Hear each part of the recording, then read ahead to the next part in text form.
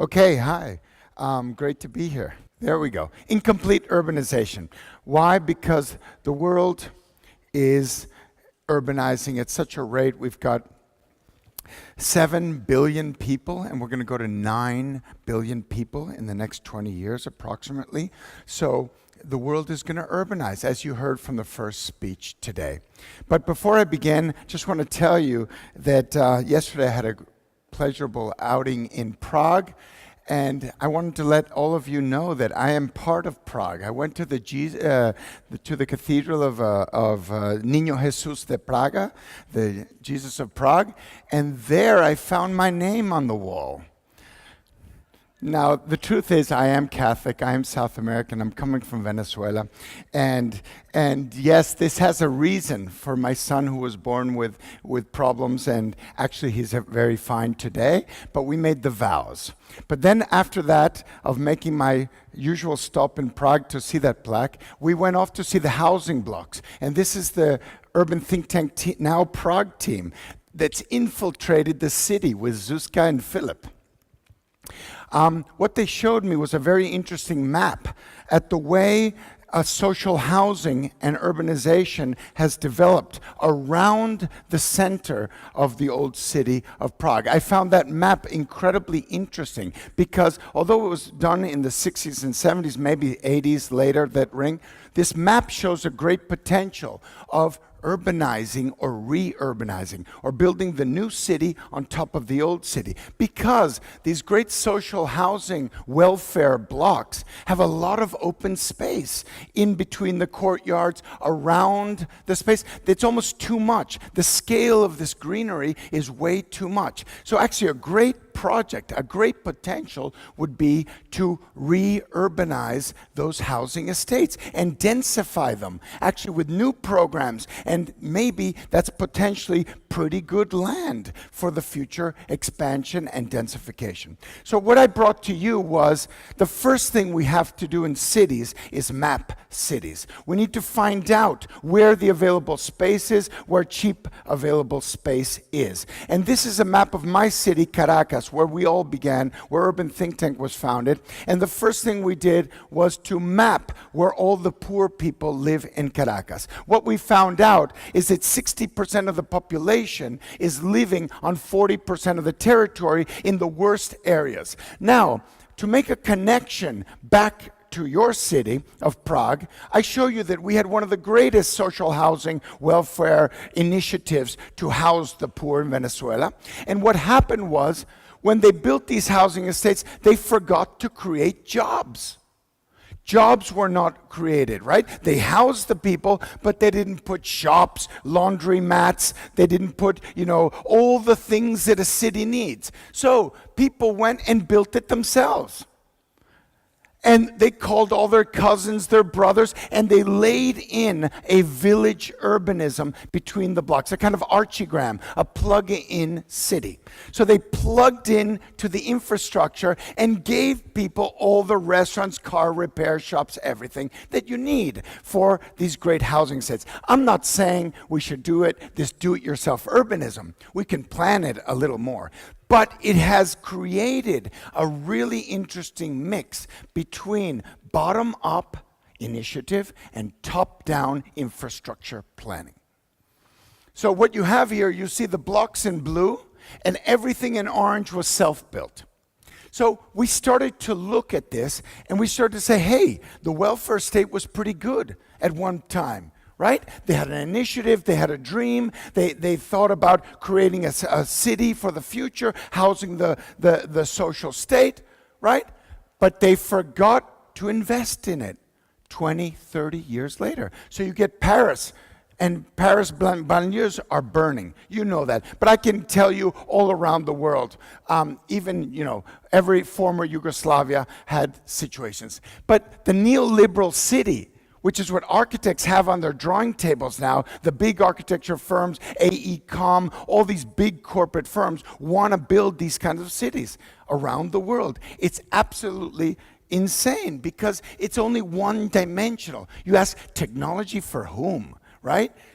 When you've got almost 50% of the world population is poor, I'm serious about that. Maybe you don't realize that. So we've got to think financial models for whom? Governance by whom? Social diversity, And it's time to redefine our idea of urbanization. That's why I call this incomplete urbanization. We don't have the lexicon. We have a lot of buzzwords, but we don't have really the clear ideas to be able to convince mayors, to convince financiers, to convince banks to build a more equitable city. Because if we did have those clear lexicon, we wouldn't be talking to ourselves architects. We would all understand what to do next. So what you have now is a world divided.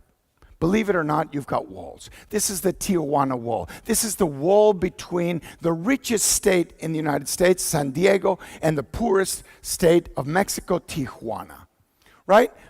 And this is just a triptych that shows you we have a world divided 50-50, 50 poor, 50 rich. We need an alternate modernism.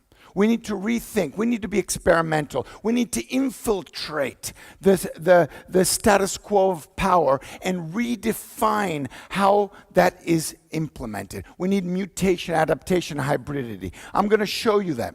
We need to understand why we're architects. We need to interpret what to do. We need to know where to act. We need to identify with whom to act, right?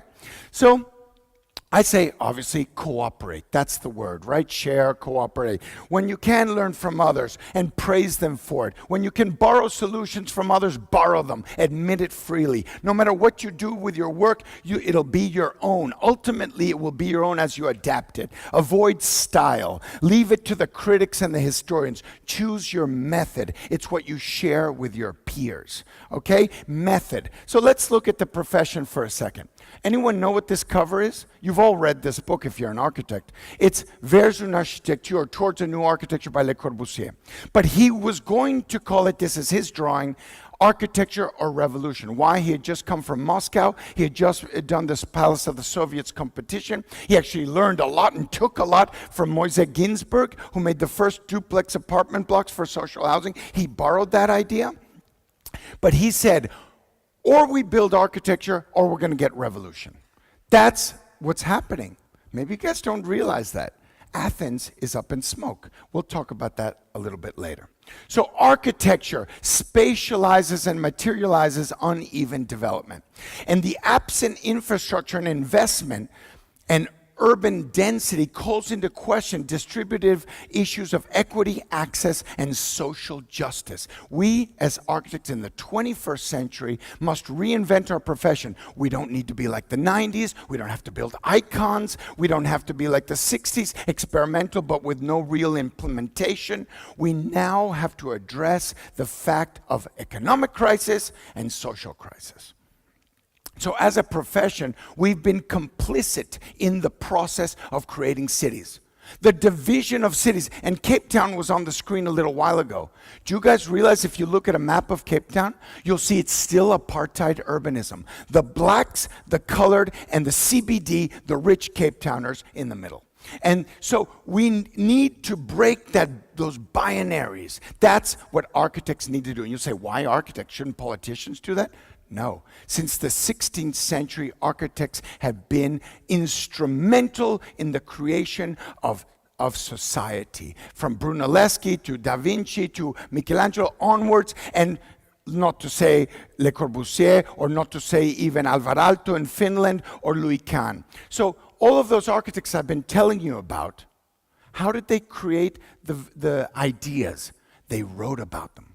They were theoreticians, they were researchers, and what I'm saying is get back to research, get back to speculation, get back to innovation. So the real question about sustainability is not whether buildings and cities are sustainable, or whether we put bicycle racks, or we collect rainwater, or whatever, or it's not that. It's whether we can continue with these large, poverty-stricken areas of cities that are service deprived, and concentrations of urban poverty are no longer sustainable. So we have to do something about it. So I went to Zurich and I started to research that. And I said, the city's a laboratory. It's constantly changing anyway. So let's experiment. Let's declare areas of the city for experimentation. That would be ideal. So we started this school. We have an institute for network, landscape, and urbanism. These are our offices. We teach in informal ways. We invert the relationship of student-professor. We don't know who really knows. And let's open up the debate, right? Because the Sur Global, and this is a real map, the next 2 billion people coming onto this planet in the next 20 years will live in the Sur Global. They'll be in Africa, South America, and India, and Southeast Asia. This is a reality, and it's a little bit up north, but not too much of it. So we've got to reimagine what those cities are going to be like, right? So let me take you through some ideas that we started to think about. Number one, we dedicated ourselves to social design. One, youth structures, investments, right? Schools, gymnasiums, and mobility systems, and educational systems. So this is a guy called Citing, because he likes ABN AMRO, and he has a T-shirt with the number 7 from the soccer team. So we call him 7. Citing. He lives in a slum of about 100,000 people. And what his dream was to create a place where all kids could play soccer, right? And so we said, but there is no place. So we took the existing soccer pitch and we said we do soccer pitches in vertical, mini football courts. And then we started to place them all over the city of Caracas so that they could compete. And what happens? Drug dealers control these soccer fields. You see? So the little kids can't really play. But if we verticalize them and institutionalize them, they can do it. So here's the mayor, one of the opposition mayors, who decided to take a chance with our idea of experimentation. So we prefabricated the building in a kit of parts, and we assembled it in 2 months on the field. And what it is a vertical 4,000 square meter gym, right, that you guys know from sophisticated gymnasiums around the cities. But we made it a kit of parts. You can build it over time. You can expand it as you need. Then artists can intervene in the facades and make it their own. So now, no longer public buildings will be defined by columns and arcades and, let's say, pediments, which was the way you identified institutional buildings before. But now artists will be the signifier to tell us this is a public building. Artists will be the interface between society and institutionality. Here you see the structure going up. Here you see one with a swimming pool. Here you see one with a mini market underneath. So it has lots of combinations. You can mount it on top of concrete structures. You can connect streets. These are all the ones in construction. But our real dream, after seeing these hillsides of poverty in South America, was, can we create a car-free city? In fact, I'm looking here in Prague and I see these funny vehicles, old time, like from the 30s, with no roof on, and they're taking tourists around for sightseeing. And I'm saying, that's not a bad idea. That's kind of interesting. This kind of old, nostalgic view of the city. But forget that. Let's get rid of cars and get horses back on the city. Let's have Mozart playing in all the streets. You know, why can't we really reinvent what Prague is? We are talking about city branding today, right? But let's really go out of the box. Let's do an experiment, right? So we started to do these collages, and we said, can we service the hillside communities with cable cars? Because we can't build roads. You displace people, it would cost a fortune. So we said, cable cars are perfect, they're light. So the government wanted to build roads. And it would displace all the people who had done investment in the last year. So we proved to the government that people would lose their investment. If you built roads, they would lose their houses, although the houses were out of legality, let's say. Didn't matter because they had de facto legality by having lived there for 40 years. You get de facto rights, right? So you diagnose topography, you visualize the social networks, and then you diagnose the morphology of architecture, or the city, or Prague, or anywhere. These are some of the methodologies. Then you meet with the community. So the architect becomes the moderator who does the interface between bottom-up initiatives that they wanted. They wanted a transport system. They wanted to come down to the city. Pregnant women couldn't give birth, couldn't get to hospital. Old people couldn't get out of there. So It took us 10 years to convince the government that we could make a magic mountain of 70,000 people. We had to work at a political level, political base. But these are the stair systems going up to their houses. They have to walk 2 hours on average, go up 39 floors on average. Can you imagine old people? And when it rains, impossible, they can't get home. So we began with stair systems, and then we continued with passerelles over the highways connecting communities. And then we started to see and search where we could insert these cable homes. And Doppelmayr, here comes the brilliant thing. Businesses like Siemens, you saw this morning, Doppelmayr, the cable car company, are all looking for new markets. Doppelmayr now, after having financed this investment and financed the research which went into making this project possible, has now, I think, 30 cable cars for poor areas, Algeria, Bolivia, around the world. It's opened a whole new division of urban transport system, not for ski slopes, because they had saturated that market. And the guy, and Siemens head CEO said, the future's not in Europe. I can't sell any more electrical meters to Europe. The future of Siemens is in the developing world, but we need to make products cheaper. We need to adapt those designs for the developing world. So if you want to grow, and certainly, Czech Republic was a great industrial place in the 20th century, then you need to project yourselves to find out where your future markets are. So these are the cable cars, but how are we going to build them? We had to use helicopters to bring the pieces up to the mountain. So not only that, so we prefabricated the roofs.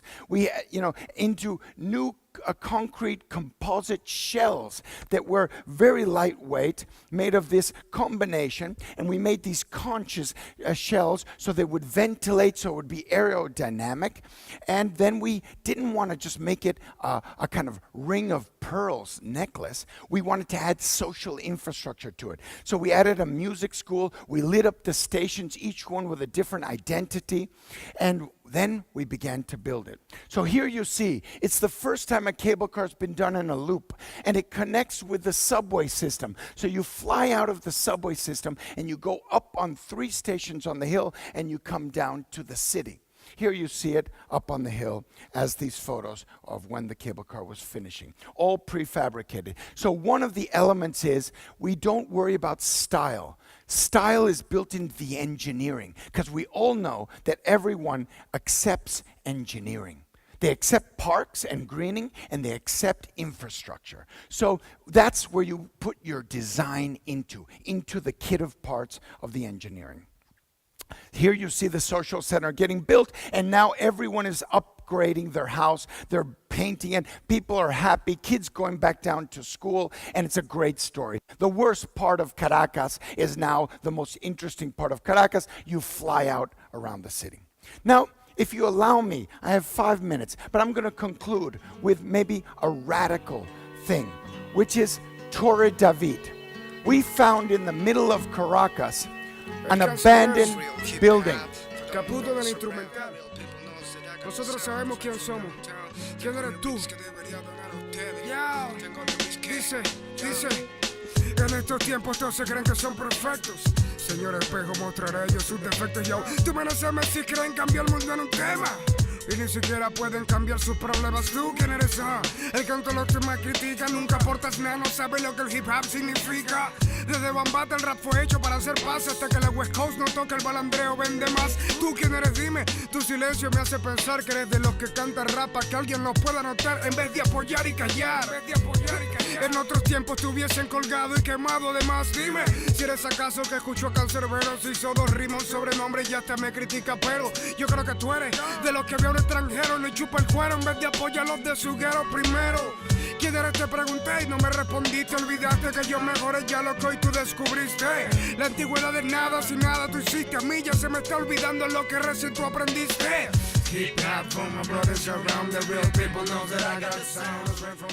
Well, Torre David, the world's tallest squat. Tonight, it will be showing at 8 o'clock at the movie theater just near the city center, and it will tell you the story of how a group of people got together. And here's the book that was just on sale there at the desk. It tells you how self-initiated barrio slum dwellers who were evacuated with a great rainstorm. 3,000 families occupied an abandoned skyscraper owned by the city. Now, it sounds like it's a squat, but what they did was an extraordinary adaptation of a building. So the building's infrastructure, or concrete, was just the framework. It was to be adapted, and the software was the appropriation, right? But it's not a slum. It may look like a slum, but they organize themselves into a cooperative. They put electricity in. They all work around the building, which is the red building there in the center. So they're living in a sustainable way. They occupied the middle of the building. Here you see some drawings of that. We studied the electricity. They produced apartments and consumed less electricity, less trash. They had a sharing for food, for water. They created a whole system inside the building, and what they needed was an elevator, 45 floors. So this is the story of our transformation of that building, or our attempt to transform that building, which unfortunately the socialist government didn't understand that would be an incredible experiment for adaptation. And I'll just finish with 5 images. This is Gladys with her 2 daughters. This is how they began. We started to help them to finish their apartments with their own income. So what the government couldn't do, which was finish the tower, make social housing, people did it themselves with just a little bit of help. So when people tell you Tor David's a slum, it's not. It was a great cooperative experiment with shops, with basketball teams in the lobby of the bank building, of the former, with gymnasiums on the top of the roof, and people showed incredible resilience to solve their own problems. And what we have to be, and this is the conclusion, is we have to be the moderators of the process between the bottom-up initiatives and the top-down initiatives of government and mayors. Thank you.